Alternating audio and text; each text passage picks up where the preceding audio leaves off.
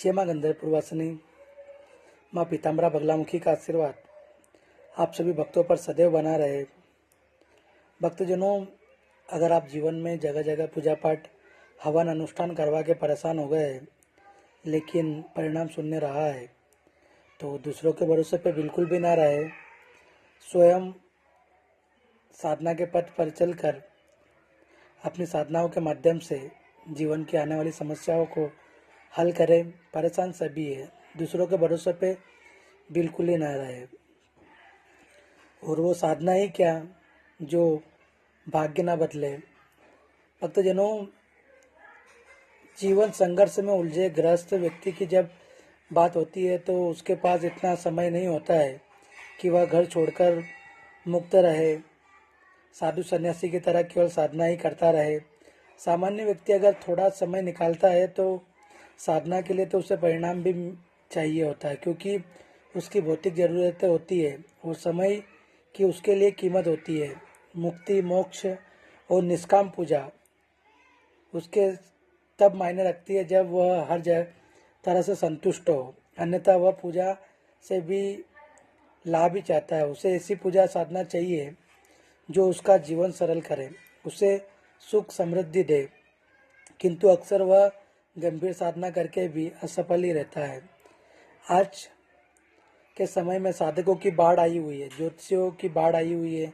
ज्योतिषियों की सलाह देते हैं, अमुक मंत्र इतना संख्या में जपो, अमुक पूजा करो, आपकी समस्या हो जाएगी। उसके बारे में बताया कुछ नहीं है कि कैसे करे, पद्धति तरीका क्या हो, बस जप लो। आधे को तो खुद पता ही नहीं होता है, कुछ को पता होता है तो समय बचाने के लिए बस मंत्र बताकर छुट्टी कर लेते हैं। मंत्र जपने वाला दुगना जप लेता है पर उसे कोई परिणाम समझ में नहीं आता है, तो वह सोचता है कि ज्योतिषी सही नहीं है, पूजा मंत्र जाप कुछ भी नहीं होता है, उसकी गलती भी नहीं होती है, उसे जितना पता होता है वह करता है। ऐसा ही नए साधकों के साथ में होता है।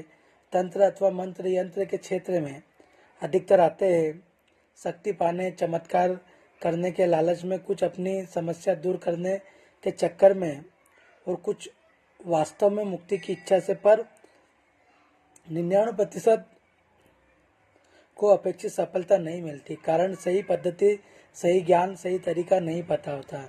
या तो किताब में से कुछ करने का प्रयास करते हैं या अधकचरे ज्ञान वाले गुरुओं के चक्कर में पड़ जाते हैं, जिन्हें या तो खुद कुछ आता जाता नहीं या एकाध मंत्र अपने गुरु से पाकर कुछ सिद्धियां करके गुरु बन बैठते हैं।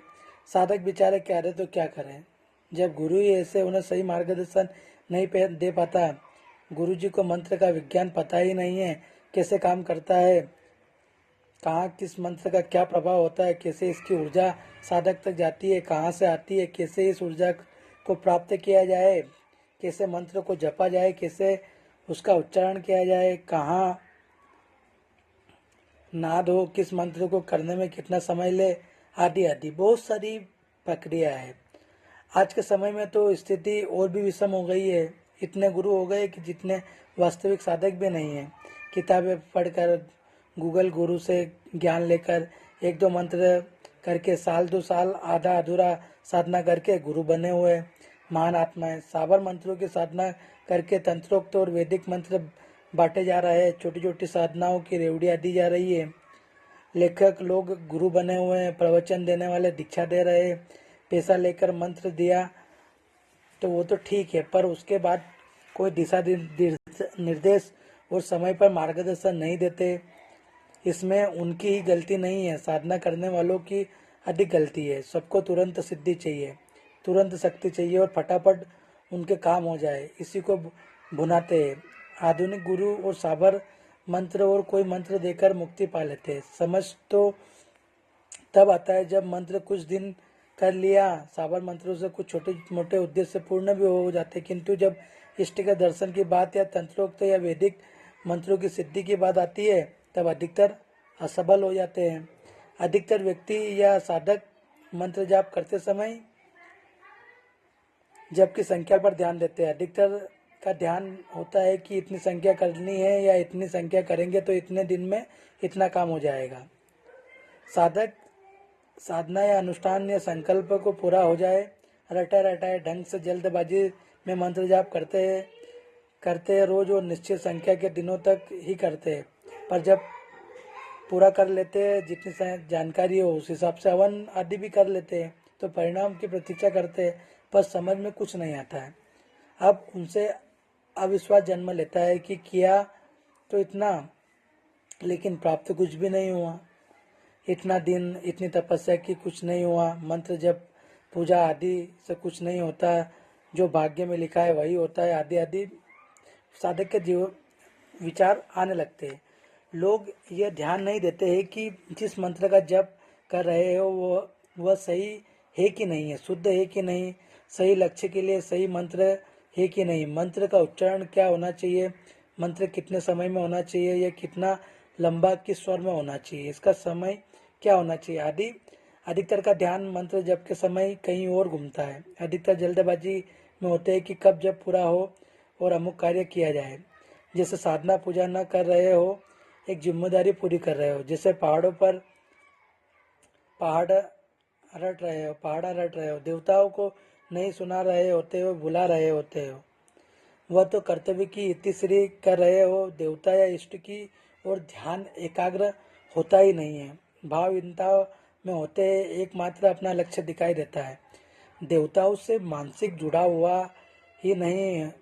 परिणाम होता है कि प्रकृति से संबंधित ऊर्जा मंत्र के द्वारा व्यक्ति से जुड़ पाती है ही नहीं है। देवता को मंत्र सुनाई ही नहीं देता है। मंत्र जाप रटने से, बिना नाद के जपने से उसमें कोई ऊर्जा उत्पन्न नहीं होती है।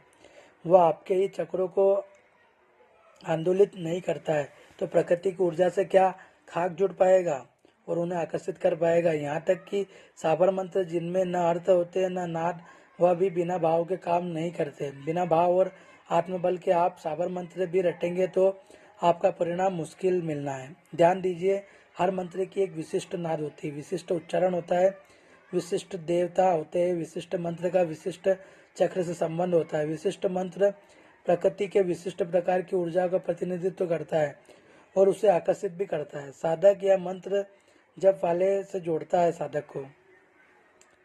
उसका पाठ उसी तरह से, उसी भाव, उसी उच्चारण के साथ होना चाहिए। उसका मानसिक जाप भी उसी अनुसार होना चाहिए, तब जाके संबंधित शक्ति और मंत्र की ऊर्जा बनती है। नहीं तो वह अगर आकर्षित ही नहीं होगी तो आपसे जुड़ नहीं पाएगी और वातावरण में पुनः बिखर जाएगी। महत्व मंत्र की संख्या जपने का नहीं होता है, सही उच्चारण, सही नाद का होता है, सही भाव का होता है, सही भावना का होता है, सही तरीके और पद्धति का होता है, सही समय का होता है, एकाग्रता का होता है।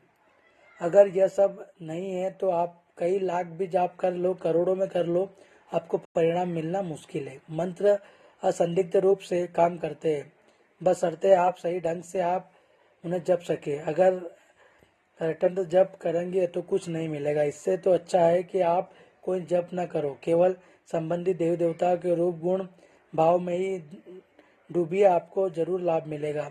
अगर मंत्र कर रहे हो तो ढंग से कीजिए। 1.25 लाख, लाखों, लाख या निश्चित संख्या में जप करना कोई मायने नहीं रखता। आप कुछ हजार ही जप कर लीजिए और सही ढंग से कर लीजिए तो आपको लाखों लाख से अधिक लाभ हो जाएगा। समझ लीजिए, अगर आप ओम का जप कुछ लोग करते हैं तो अधिकतर ओम को मंत्र के आगे लगाते हैं, पर बहुत कम को पता है कि अगर ओम का सही ढंग से जाप कर लिया जाए तो दीवार टूट जाती है। यह वैज्ञानिक रूप से प्रमाणित हो चुका है। हम क्या करते हैं, ओम को लगाया और ओम ओम करते चले गए, न नाद, न समय अंतराल, न उच्चारण, न गूंज, किसी पर ध्यान नहीं दिया, ऊर्जा उत्पन्न नहीं हुई, आपके चक्र को आंदोलित ही नहीं किया गया, प्रकृति की ऊर्जा से जोड़ा ही नहीं गया, तो लाभ क्या होगा। ओम का जप जब भी हो, एक गूंज पैदा होनी चाहिए जो आपको और वातावरण को गुंजित करे। इसकी गूंज हृदय में गुंजित होनी चाहिए, तभी यह आंदोलित करेगा आपके संबंधित चक्र को और वहां से तरंग उत्पादन बढ़ेगा और वातावरण की ऊर्जा को आकर्षित करेगा। ऐसा ही सभी मंत्रों में होता है। अगर ऐसा ना होता तो अलग अलग बीज और बिंदुओं का प्रयोग क्यों होता। हर बीज का, हर मंत्र का अपना उच्चारण नाद है, उसे उसी ढंग से किया जाना चाहिए। सही ढंग से कर दीजिए, कुछ हजार में आपको लाभ मिल जाएगा। रोज हजारों जप मत कीजिए, कुछ 100 कीजिए, पर आराम से धीरे धीरे पूरी एकाग्रता, ध्यान, भाव, नाद और उच्चारण के साथ कीजिए। फिर देखिए देवता जरूर प्रसन्न होंगे। जब आप एक सामान्य व्यक्ति है तो आप पर एक जिम्मेदारी भी होगी, आपकी ज़रूरतें भी होगी। एक निश्चित है, उस समय कम होगा। आपकी साधना तो ऐसी होनी चाहिए जो आपका भाग्य बदले, आपकी भौतिक जरूरतें पूरे करे, आपके उद्देश्य सफल करे। तभी आप शांत मन से मुक्ति मोक्ष की बात भी सोच पाएंगे।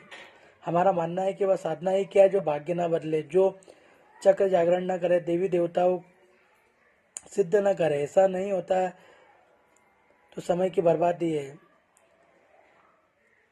वह साधना कीजिए जो भाग्य बदले। ऐसा गुरु ढूंढिए जो तकनीकी दक्ष हो, जो समय पर सटीक मार्गदर्शन दे। ऐसा गुरु तलाशी जो गुरु गोविंद सिंह जी की उक्त जैसा शिष्य तैयार करे।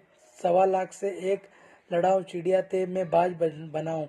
वह ऐसा शिष्य तैयार करे जो हजारों शिष्यों के बराबर अकेला ही हो। ऐसा गुरु तलाश कीजिए जिसके पास शिष्य कम हो, तभी वह आपको समय दे पाएगा। ऐसा गुरु तलाश कीजिए जो गुमनाम होकर रहकर आपकी साधना में मस्त रहता हो, जो शिष्य बनाने का अनिच्छुक हो, क्योंकि शिष्य बनाने का मतलब जिम्मेदारी लेना और समय देना होता है। अतः वास्तविक गुरु जल्दी शिष्य नहीं बनाता। भाग्य बदलना है तो वास्तविक साधना करनी है। अच्छे गुरु को तलाशिए, खुद को तराशिए, खुद को साधनाओं के लिए तैयार कीजिए। देखिए हमारा भी उद्देश्य व्यक्ति को साधक बनाना है। हमें सैनिक तैयार करना है जो साधनाओं के माध्यम से अपने जीवन में आने वाली समस्याओं को हल कर सके और अपनी साधनाओं का प्रयोग स्वयं के लिए एवं राष्ट्र हित के लिए कर सके। अगर आप माँ बगलामुखी की साधना आराधना करना चाहते हैं तो माँ के दिव्य दरबार में संपर्क करें। जय माँ बगलामुखी, जय श्री महाकाल।